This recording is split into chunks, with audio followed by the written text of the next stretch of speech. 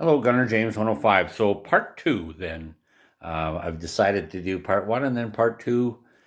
And so, this is the uniform on the table so that I can show you. First of all, this tie came with it. And there aren't any maker's marks or anything. It's just, and I can't tell if that's a silk tie or not. It's quite a nice little tie. So this black tie was worn by soldiers from the end of 1944. So it was the same time as a collared shirt became available, and it was only worn when the soldier was on leave. So that came with it. Very cool. The next item, of course, is the poppy.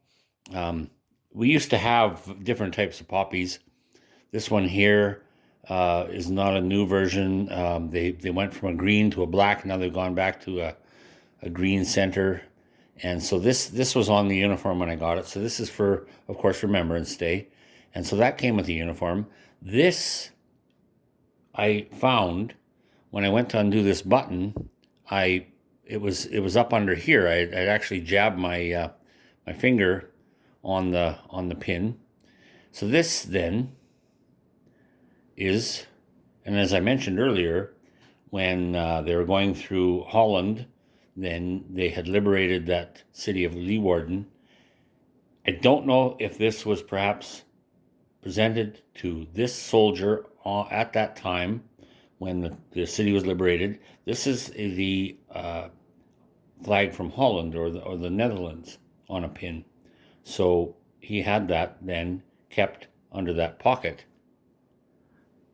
So that I thought was pretty incredible. And I'll just put that back on there for now. Corporal. So he would have been of a rank then that would have been the commander of a reconnaissance group. So he would have been a commander. This, again, as I say, was the 1st Corps invasion patch. Of course, you have Canada.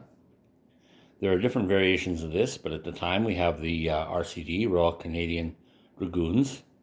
Some of these emblems as well would be different. You can see that it would be, some of them were just a straight piece. This one happens to be in this pattern. This is then showing 4 years of service. As far as I can tell, I'll show you in a minute here why I believe this 4 years begins at January of 1942. So we got 42, 43, 44, and 45. As far as I know, they left in 46 finally. So he did 4 years. These are the ribbons then that represent the medals that were awarded to this soldier. So after I mentioned as far as the getting a hold of this fellow, because he had some other items that he was going to try and get together, which I thought was very important and should stay with the uniform. So before I take this apart, because I'm going to show you what's included here, but I'll just quickly show you this. So this was a separate purchase then, and I met this fella in the same town, same city, I should say, and he had this, and this is the carded grouping of medals. And by the way, I can reveal then also as part of the medal grouping, this came with it. So this is from the funeral card for Lawrence Allen or Larry Locke. This is the man that wore the uniform. And so we can see, born January 18th, 1918, and he passed away August 19th, 2000. So quite an amazing thing to have this with these. And what we've got then, starting on the left, is the 1939 to 45 star. We have the Italy star. we have the France and Germany star, the Defense Medal. And this is the Canadian Volunteer Service Medal. And it comes with, because if you then went overseas, this is the overseas clasp. So all would know that you volunteered, but yes, you also went overseas. And then here is the War Medal, 39 to 45. So pretty amazing to have all of this with the uniform. And I think this went for, again, I mean, the fellow that I'm buying this from, and I'll just tell you the story. I mean, I'm looking at this, and there's another piece yet to come. I'll show you that in a minute or three. I asked him what he wants for this. He has no idea. And so here I am again. I said, well, please tell me what you want. No idea. I said, okay, what about $100? And he says, well, what about $150? And I said, say 200, and then I'll counter with 150. Okay, 200. Okay, how about 150? Deal. So that's how it went. And I can't do anything about that. I don't know how to handle a situation like that. What do you want? How much do you want? I can afford it, I can't afford it. And so there it is, complete with this uniform. So this uniform also came with this beret. You check out a Canadian armored beret. See what those go for. With the badge, Royal Canadian Dragoons. And this here, that goes back, that's a springbok. And so it commemorates the regiment's involvement in the South African War of 1900. That's what that's all about. Now, certainly that would have been normally polished brass. I haven't done anything with it. And I have to, while I have it in my hand, as I mentioned before, that this was adopted in 41 when they were sent over, this black beret. It doesn't have any markings or anything on the inside as to the maker and year or anything. So it's wore off or whatever. But this is something I have to show you because it was done on a lot of berets where they would take a piece of cardboard to support that and to give it some lift. So this was put in there, and I know it was put in there probably back in World War II, because when I look at the book that I've shown you before, and I've marked the page, and so here we have that cigarette package. So this McDonald's cigarette package matches what was placed inside of that. So a piece cut out of that cigarette package and placed in there. Pretty amazing, I gotta say. So that came with it. Now, as far as the uniform is concerned, you can see the creases in here because it was probably worn with the collar open. And so we have the, so we would have had with the tie, and here's the shirt with the collar, so we would have had this like so. Now I'll just undo all of this because I'm going to show you what I have here, complete. And so it came with this shirt. Sorry about bumping that camera again. So here we have all the markings, September 1943. Not a big man. So you can see all the details very clearly on this. And so that jacket then is pretty amazing. Now the shirt is kind of funny in that at some point, very crudely, the sleeves were cut off. So this would have been a long sleeve shirt. But what I find quite interesting on this shirt is that now it has a tag somewhere. I think there's a little, I saw it. It's a little white tag, but you can't read anything on it. But what I found interesting was how the shirt has this piece inside of here. So we've got this buttoned here and here. So we've got this panel inside of the shirt, which is pretty cool. So it came with the shirt. And with the shirt then, of course, the pants. Oh yes. Yeah, so here we have, as I was saying, this very different inside piece. So then we have complete. And here's our little wound bandage pocket on the right side. And we've got our basically map pocket on the left side. Everything's in very nice condition. There is some staining, I suppose one could dry clean it. I'm going to leave it alone.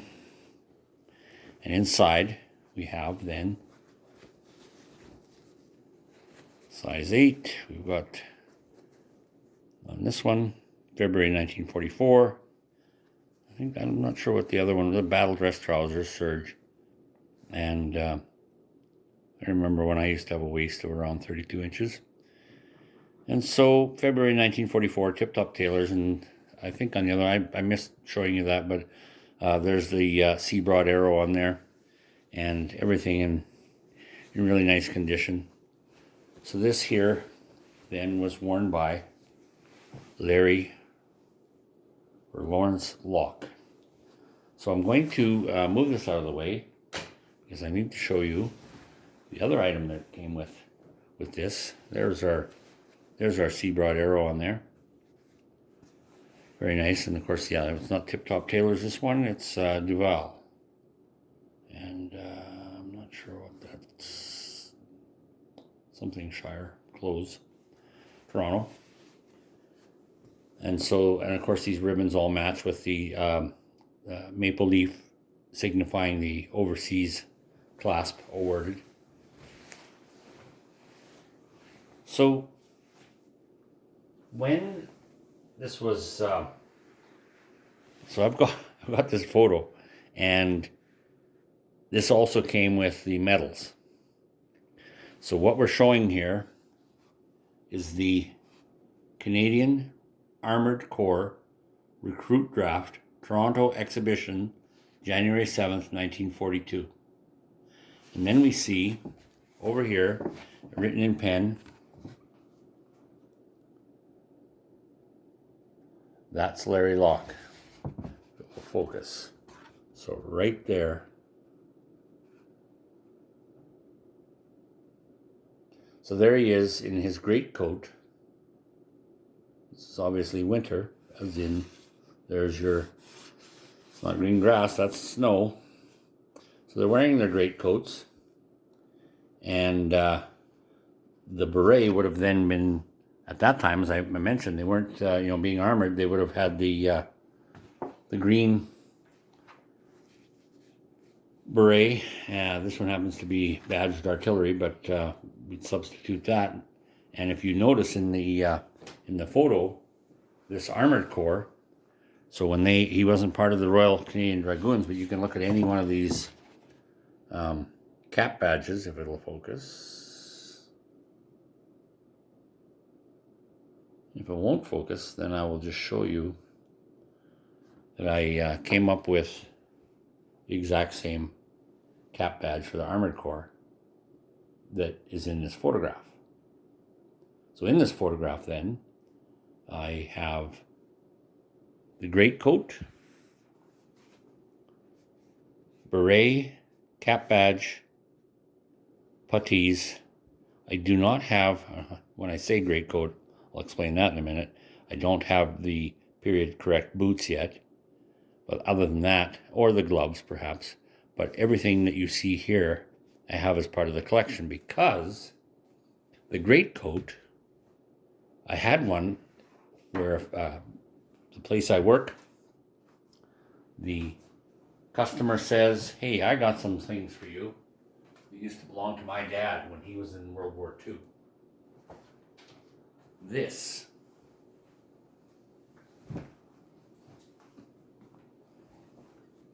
was given to me free of charge. Have this because I know you collect, and so he had no use for it. Nobody else in his family had any use for it. This was his father's greatcoat, and his father was part of the Provo course, the military police in World War II. And this is the exact type of coat in that photograph with Larry. So I can show you this a little more detail in another video, and it is pretty impressive and in beautiful, beautiful condition. He had also given me a gas mask, and so that'll also show up in another video. And I guess lastly, and I could do a video on this as well on its own, but I'll just quickly show you because this was picked up at a store about 10 miles away from my town. He sells military. This is an Armored Corps helmet. So this would be a British Armored Corps helmet. There's no indications, and it came with this camo net, but there's no markings whatsoever anywhere in the metal for date it was made, manufacturer, nothing. But on the inside, I can see, it's one of these here, where it shows me, you can't see it in this light. I can't even see it in this light. I think it's down on this side. But in there, it shows me, because the Canadians then adopted this for their Armored Corps. This one is an early helmet. This one is because they'd gone from the screw and nut type attachment for the liner to the press stud style. And so this one here has the liner marked VMC. So it actually has a size of 7 1/4. It's got VMC 2 or Mark 2, and it has a date in there of 1942. So VMC is, of course, Viceroy Manufacturing Company, and so they did a lot of liners for the Mark II helmets as well, and other things. But yeah, so this Armored Corps Mark I helmet kind of goes with the whole affair as well. And this one's pretty darn nice. Liner, everything. This is all supple. There's nothing going to crack, and it's all complete. But a very nice piece of this Armored Corps. I had also now these are new boots, of course, but these are definitely also, as I mentioned in the photograph with the puttees. These ones are quite amazing in the way they're marked. Let's see if I can get one of these out of here. Just about at the end of the video, but I wanted to show the complete collection, basically, regarding the Armored Corps Dragoons, Royal Canadian Dragoons, and their equipment. But you can see how well marked this one is. And there's your Bata, famous shoe company that I think no longer exists. This would be a size 2, Canada 1943, with a C-broad arrow. And so both of these are matching in their markings and look to be unissued, in very good condition, of course. So I think that brings the video to an end. I hope you enjoyed it. Thanks for watching.